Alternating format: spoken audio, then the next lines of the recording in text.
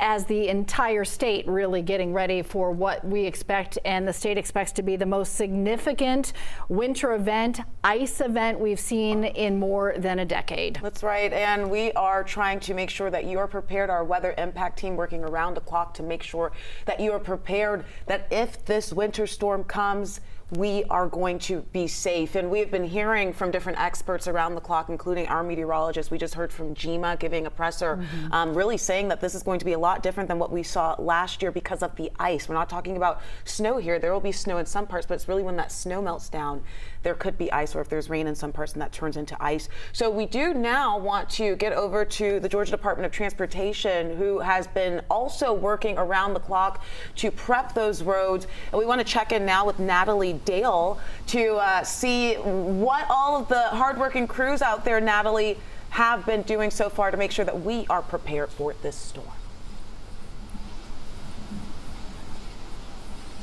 Can you hear us okay, Natalie?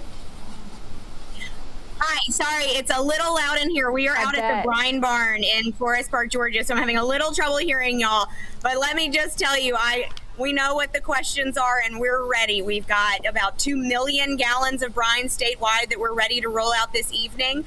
We're going to be treating all impacted and affected counties in these areas. With brine starting tonight, we're going to be running overnight shifts, 12 hours on and then another 12 hours on. So we've got a lot of crews being activated to these impactful areas where we're going to see the worst of this. But the bottom line is, if you've ever listened to me or thought, should I heed Natalie Dale's warning at Georgia Department of Transportation, this is the storm to do it. This is one of those ice storms that we think we're going to remember. You don't want to remember it being stuck on the road, so stay off the roads.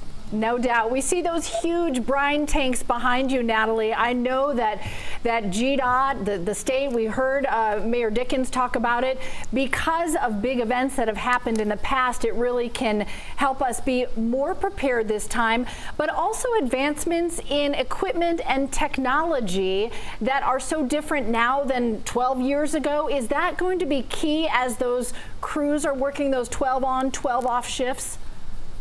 Well, a lot of things have changed since Snowmageddon. We have learned a lot of lessons. The one thing that has not changed is the dedication of our crews and of our staff, all the men and women that are going to be out on the roads. They were dedicated then. We are dedicated today. We just have more resources to throw at these situations. So we have, again, 2 million gallons of brine statewide. The technology, those road weather information sensors allow us really to know better what's going on our roadways without having to send crews into treacherous locations. We can see as the pavement temperatures drop, what the precipitation is, what the temperatures, it can even tell us if the ice is setting at the road. So we have more information at our fingertips that allows us to be more nimble as we're sending crews out into these impacted areas, make best use of our materials, of our equipment, and of our people. So we are ready. We are stocked up. Everyone is ready to go. We are, the first shift is always the most energized. They are geared up, ready to go.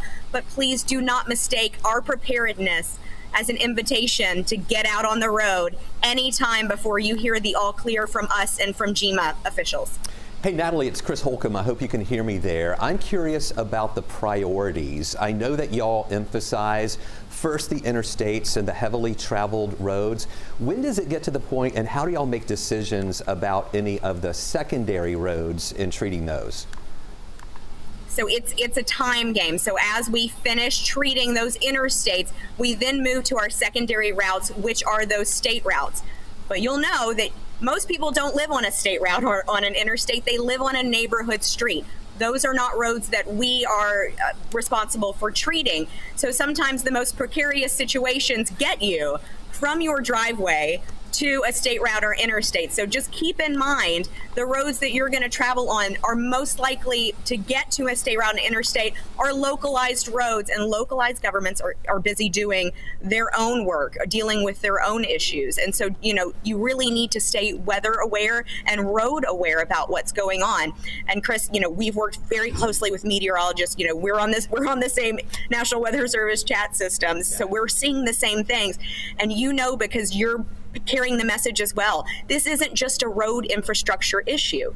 If we get the icing that y'all are predicting, then the issue is going to be the down power lines and the trees. And so those are things we can't treat for. Those are just things that we have to react to. So even if you think that the road situation might be good for you, that doesn't really indicate what could be coming down on the roadways. And Natalie, I'm so glad you brought that up about the neighborhood roads, because we get a lot of questions about that. And people say sometimes, I only live a mile away from the interstate. I'm sure I can get there. But those neighborhood roads, and even just the little main road outside of your neighbor that might take you to the interstate, is going to be treacherous. So even though you might live close to that, you might not make it there because y'all are just not able to treat those roads. And again, you mentioned there may be trees down over those roads too. Yeah, we want to keep you safe. You may not even be able to get out of your driveway if it has the amount of ice which could accumulate in some of these areas. So keep that in mind. The best place to be is at home, not on the road. It's not a if you can travel. It's not a just essential travel. In an ice situation, it is a hard line, no travel. Mm-hmm. Natalie, for Chris, Faith, and I, thank you. I know your teams are working like crazy, so please pass along our thanks to everybody who's helping out, and thanks for the time. I know we'll be talking to you in the next couple of days for sure. Be safe too. You know,